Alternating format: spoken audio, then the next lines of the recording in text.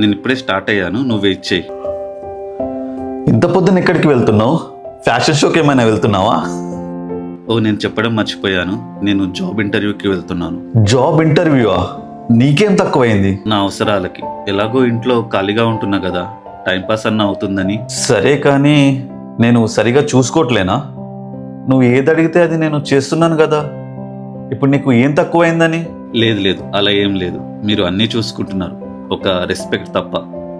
నాకు అర్థమైంది ఏంటంటే, ఆడవాళ్ళు వాళ్ళకి వాళ్ళే సంపాదించుకోవాలేమో అని, లేదంటే వాళ్ళ హస్బెండ్ దగ్గర ఏదన్నా అడగాలన్నా అడుక్కున్నట్టే ఉంటుంది. ఏవండి, కొంచెం మనీ ఇచ్చి వెళ్ళరా? పోయిన వారమే కదా పైసలు ఇచ్చాను, మొత్తం ఖర్చు పెట్టావా?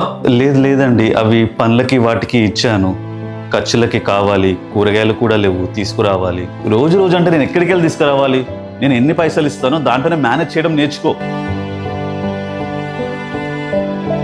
ఓ, వచ్చేసావా? ఆకలి బాగా వేస్తుంది, అన్నం పెట్టవా? నేను నా ఫ్రెండ్తో తినేసి వచ్చాను, డిన్నర్ కూడా ఏం చేయలేదు. మీరు ఆర్డర్ పెట్టేసుకోండి. ఏం చేయలేదా?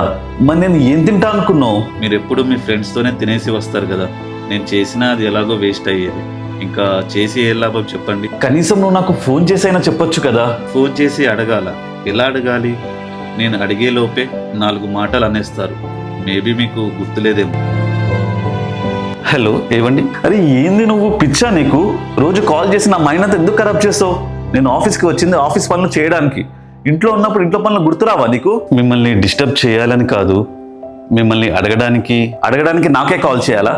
ఇంటి దగ్గర వాళ్ళని వీళ్ళని అడగొచ్చు కదా. తలనొప్పి తెప్పించడం అలవాటు అయిపోయింది కదా నీకు. నేను ఆఫీస్ పనులు చేసుకోవాలా, ఇంట్లో పనులు చూసుకోవాలా? ఫోన్ పెట్టేయ్. నేను డిన్నర్ గురించి